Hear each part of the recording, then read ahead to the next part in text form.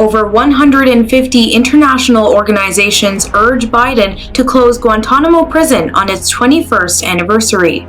Antisemitic views rise sharply in the U.S. in 3 years. Dallas Mavericks welcomed thousands of fans for Muslim American Night at American Airlines Center.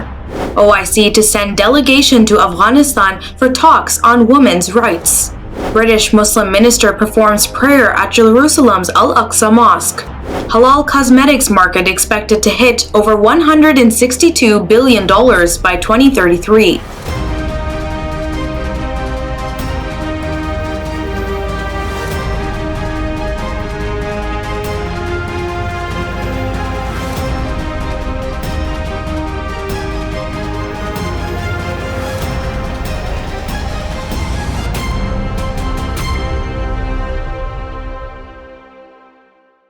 From Toronto studios, this is the Muslim News on Muslim Network TV. Assalamu alaikum, I'm Saamiyah Syed. Our top story tonight, more than 150 international human rights organizations are urging U.S. President Joe Biden to close the prison at Guantanamo Bay Naval Base. Their call comes on the 21st anniversary of the arrival of the first unlawful enemy combatants at the now infamous prison. The letter was coordinated by the Center for Victims of Torture and the Center for Constitutional Rights. It calls for an end to the indefinite military detention of prisoners and a pledge to never again use the naval base for unlawful mass detention. There has been a slow trickle of transfers out of the facility under the Biden administration. In the last 2 decades, over 700 men and boys have passed through the prison. 35 men remain imprisoned there today. Of those, 20 are eligible for transfer out of indefinite detention, and 3 are awaiting judgment from the Periodic Review Board. 3 men have been convicted, and 9 are involved in pre-trial hearings. A special segment is coming up later on the show, so keep watching Muslim News. Oil giant Exxon privately knew of the dangers of global warming starting from the 1970s, but publicly refuted the evidence to protect its core business. A new analysis published in Science reveals that the Texas-based company's scientists were accurate in their projections about half a century ago. They predicted an upward curve of global temperatures and carbon dioxide emissions close to what actually occurred. Exxon scientists forecast global heating of about 0.2 degrees Celsius per decade due to carbon emissions from the burning of oil, coal, and other fossil fuels. These projections were consistent with those of independent academic and government models. Other oil industry bodies have known of the risk of global warming from around the 1950s. Despite the research, Exxon, along with other oil companies, chose to mobilize against climate science to stymie actions to reduce fossil fuel use. U.S. Congresswoman Ilhan Omar said Wednesday that Republican House Speaker Kevin McCarthy is moving to ban her from House committees because she is Muslim. Omar was a member of the House Foreign Affairs and Labor and Education Committees in the 117th Congress. McCarthy, a California Republican, blocked Democrats Omar of Minnesota and Representatives Adam Schiff and Eric Swalwell, both of California, from serving on House committees. The Speaker threatened to strip the trio of their assignments last year. Supporters and critics viewed the move as retaliation for Democrats removing GOP Representatives Marjorie Taylor Greene of Georgia and Arizona's Paul Gosar from committees. Greene was censured after numerous white supremacist remarks and conspiracy theories. Gosar was removed after sharing social media posts depicting animated assassinations of President Joe Biden and Representative Alexandria Ocasio-Cortez of New York. Anti-Muslim bias in schools can take many forms. Examples include a child being disinvited from a birthday party because the host didn't want to invite terrorists there, or a student athlete fearing that he will get kicked off the track team for missing practice during Ramadan, even when classmates yell an Arabic expression praising God in a mocking way. Students recounted these and other experiences in a new book aiming to raise awareness about anti-Muslim bias in schools. Equal Opportunity, a collection of injustices faced by Muslims in the American education system, is written by New Jersey teens and students themselves. it focuses on the harm bullying and exclusionary school policies can do. The authors recommend ways to remedy these problems with inclusive policies and education about anti-Muslim bias. The Muslim Students for Justice organization, a Paramus-based nonprofit, published the book to share such experiences with peers nationwide. The 100-page self-published book is now available on Amazon and includes a mix of researched essays, interviews, and short stories. More than 3/4 of Americans, or 85%, believe at least one anti-Jewish trope, according to 61% in 2019. That's according to a new study by the Anti-Defamation League. The study found 20% of those surveyed believed in 6 or more anti-Semitic views, nearly double the 11% finding in 2019. The research was conducted with the National Opinion Research Center at the University of Chicago and the 1H Foundation. Researchers found that young people hold similar levels of belief in anti-Jewish tropes compared to older adults. The report also shows anti-Israel sentiment particularly rooted in anti-Semitic conspiracy theories and is held by broad swaths of the population. Researchers polled more than 4,000 people between September and October and found 70% believe Jews stick together more than other Americans. More than half of respondents said Jews in business go out of their way to hire other Jews. And 39% said Jews are more loyal to Israel than the United States. Muslim Americans attended a special event last week that provided prayer rooms and free throws for anyone who purchased a game ticket at the Dallas-Fort Worth Metroplex. It's the third year the Dallas Mavericks have hosted a theme night for Muslims at the American Airlines Center. The team is hosting several such nights, highlighting specific cultures during the season. This month will include African American Heritage Night and Indian Cultural Night. Dozens of Muslim Americans lined up to take their shot on the court after the Mavericks' 127-117 defeat against the New Orleans Pelicans. Colin Kim, Mavericks corporate communications director, said diversity, equity, and inclusion are woven throughout the fabric of the organization. In 2018, a local mosque member collaborated with the ticket sales manager to provide a special sports event for the Muslim community. More than 900 fans participated in the first year. In March 2022, Valley Ranch Islamic Center partnered with the Mavericks to present Muslim American Night. The National Basketball Association, or NBA, last April awarded the 2022 Inclusion Leadership Award to the franchise for the second time. The OIC is to send a delegation to Afghanistan for talks on women's rights, comes with details, so stay tuned and we will be right back.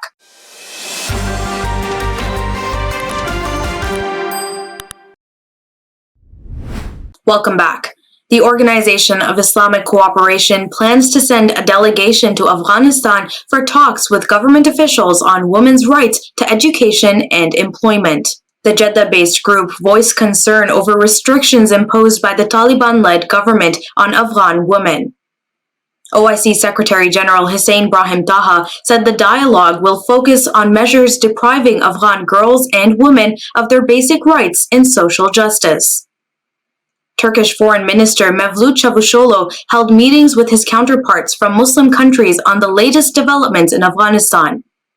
Last month, the Taliban interim government banned girls from attending university and women from working in local and international human rights organizations. Women are also barred from participating in political activities. Hundreds of protesters gathered Thursday in the Somali capital Mogadishu to protest Al-Qaeda-affiliated terror group Al-Shabaab. The demonstration was organized by the federal government at the Engyeriso football stadium amid tightened security. President Hassan Sheikh Mohammed and senior government officials were in attendance. It is the first anti-Al-Shabaab protest in Mogadishu since Mohammed declared a total war on the group after his re-election to second term. The government labeled the protest Mogadishu People's Uprising against the evil deeds of terrorists. Mohammed told protesters, "They shed our blood, they robbed our property, they killed scholars, intellectuals, and innocent civilians." He said his government closed Al-Shabaab bank accounts and necessary measures will be taken against banks collaborating with terrorists. The threat of violence, rights abuses, military coup, and armed conflict remains pervasive in Africa, according to a new report. Human Rights Watch's World Report 2023 cites African leaders' failure to tackle widespread abuses against civilians by state security forces and other armed groups. Mosque, the group's Africa director, said countless civilians remain caught up in conflict with nowhere to turn due to lax efforts to address the crises. Backsliding on democratic safeguards and rule of law has compounded these problems, the report says. It also said government troops or non-state armed groups have been connected to atrocities against civilians in at least 15 armed conflicts. That includes those in the Democratic Republic of the Congo, Cameroon, Ethiopia, and South Sudan. Violence against government opponents and critics, including activists, opponents, and journalists, was also seen in countries not under transitional rule. Lord Tariq Ahmed performed prayer Thursday at the Al-Aqsa Mosque in occupied East Jerusalem. Ahmed is the British Minister of State for the Middle East, North Africa, South Asia, and the United Nations at the Foreign, Commonwealth, and Development Office. He tweeted that it was an honor and privilege to spend time at the Holy Al-Aqsa Mosque with Director of Jerusalem Waqf Department, Sheikh Azam Al-Khatib. The Muslim minister stressed the UK's unwavering support to Jordanian custodianship over the holy sites in Jerusalem and to preserving the status quo. The latter allows Muslims to worship at the Al-Aqsa complex and followers of other religions to visit the site. Lord Ahmed also visited and toured the West Bank city of Hebron. Al-Aqsa Mosque is the world's third holiest site for Muslims. Jews called the area the Temple Mount, claiming it was the site of two Jewish temples in ancient times. The global halal cosmetics market size was evaluated at $45.32 billion in 2023. It is expected to hit more than $162 billion by 2033, with a registered growth rate of 17.3% from 2023 to 2033. Halal-certified cosmetics are becoming more popular because they are primarily made from natural ingredients and don't contain animal fat or harmful chemicals. Many cosmetic and personal care brands offer products containing natural ingredients such as botanical extracts and minerals. They also are certified vegan or halal to be competitive in the cosmetics market. Coming up after the break is our in-depth analysis segment, so stay tuned and we will be right back.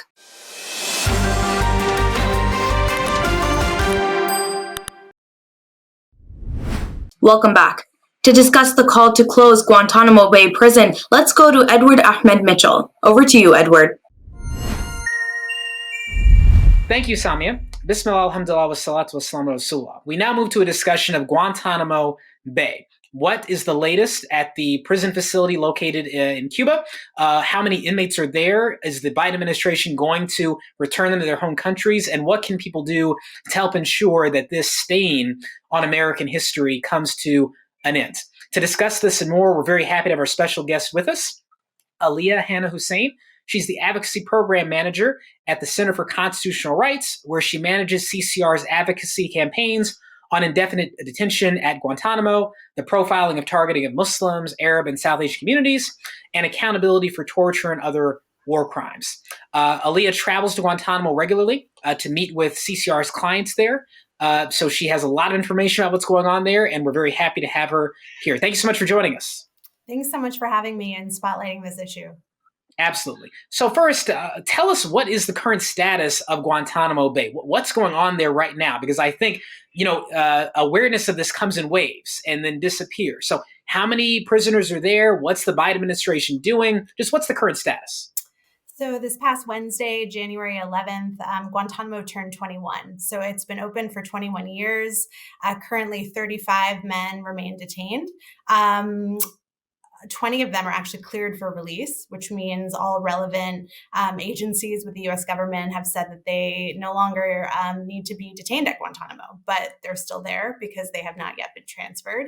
Only a small handful have been charged with any crime, but it's important to note still that after 2 decades, no one at Guantanamo has had access to fair trials that meet international standards. The men who are there come from about 12 or so different countries, and they've been detained for well over a decade, some for 20 years. So understood. So let me ask you this. What is CCR doing? Obviously, you've got clients there. What are you demanding of the Biden administration or the government in general? And what are you working on?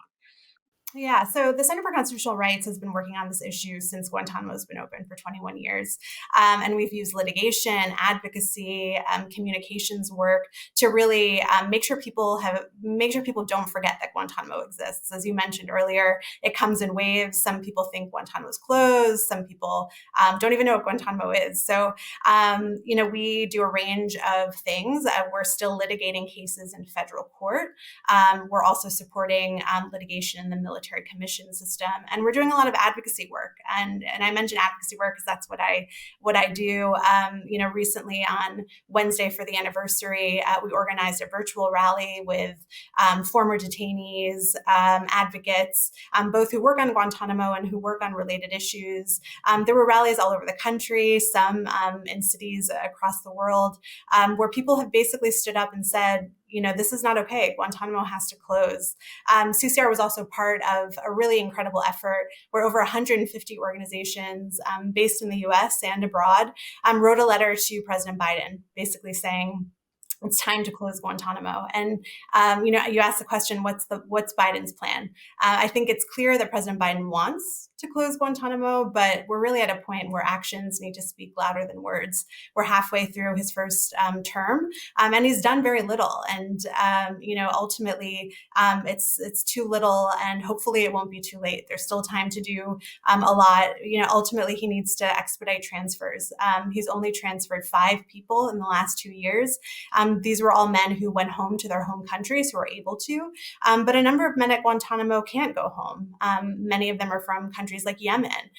There's currently a ban on transfers to Yemen. And so that's one of the reasons, too, that there are still men who are cleared at Guantanamo. It's because there has been difficulty finding places to transfer them, but it's not impossible. And so our position really at the Center for Constitutional Rights is that the Biden policy is one of incoherence. The government says it wants to close Guantanamo. It's cleared people for release, but it still keeps people there and it still keeps the prison open. So that's why it's critical to keep the attention on Guantanamo and the pressure on the Biden administration. Absolutely. So in terms of legal action, is there anything left to happen to be done in the court of law?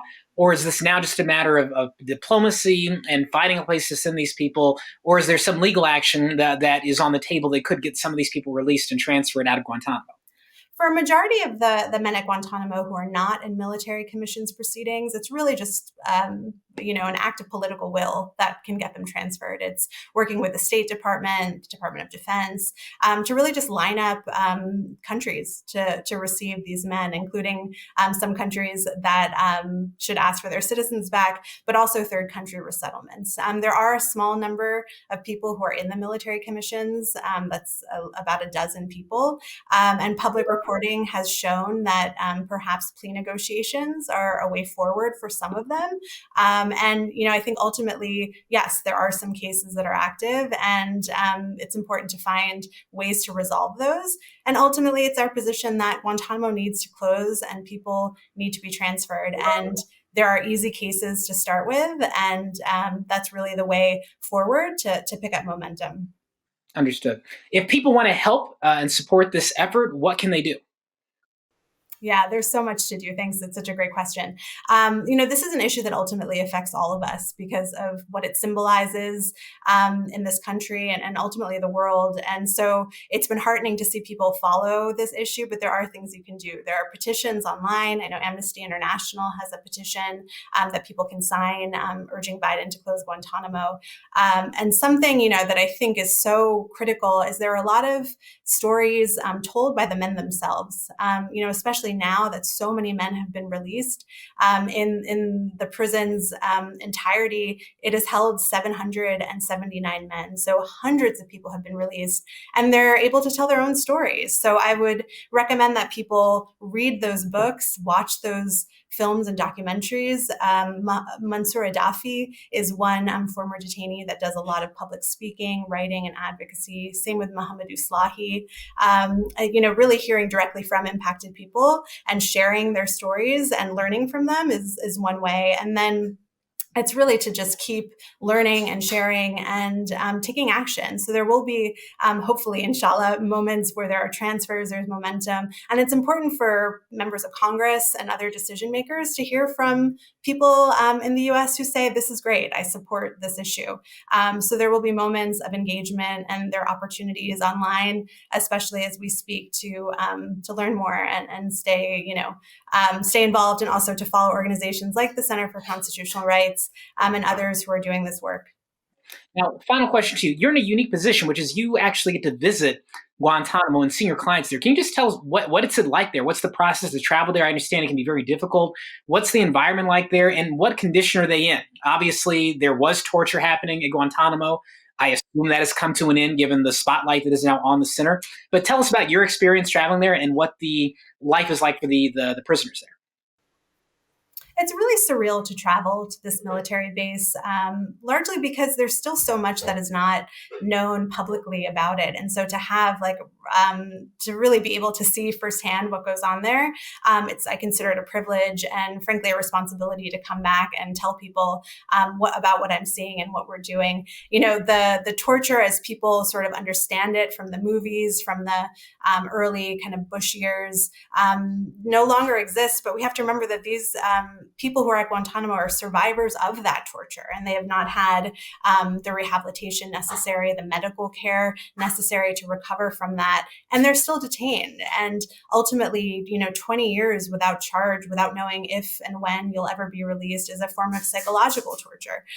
So these things still persist there. It's still a place of horrors in a way, and there are real censorship issues when it comes to the U.S. government implementing ways to make it not easy for the public to understand what's going on. I mean, there's a reason that I'm here speaking and not one of my clients who's detained at Guantanamo, because you're not allowed to speak to him directly. And so, sometimes these layers of secrecy, classification regime are meant to create a lack of information, so people don't care. But, because we travel there, we come back, it's really important for us to make sure that we can bridge that gap and tell people both what it's like and who our clients are, and that, they're brothers, sons, fathers, and they're waiting to start their future. It's remarkable to think, Aliya, that after 21 years, we talk about freedom and justice and a fair system, and to have this many people locked up for that long without facing a trial, it's just remarkable. And I think we've almost grown numb to it. But I'm glad you have not. Thank you for the efforts you are doing down there in CCR. May Allah reward you for your efforts and grant justice to everyone involved in this situation. And thank you for joining us today. We look forward to having you back. Hopefully share some positive news about Guantanamo Bay becoming emptier and ultimately closing down altogether, God willing. Thank you so much. Thank you. And we'll send it back to you. Thank you so much. Thank you so much, Edward. That's all from our Toronto studios tonight. Thank you for tuning in. You can find previous episodes and more on our YouTube or Facebook.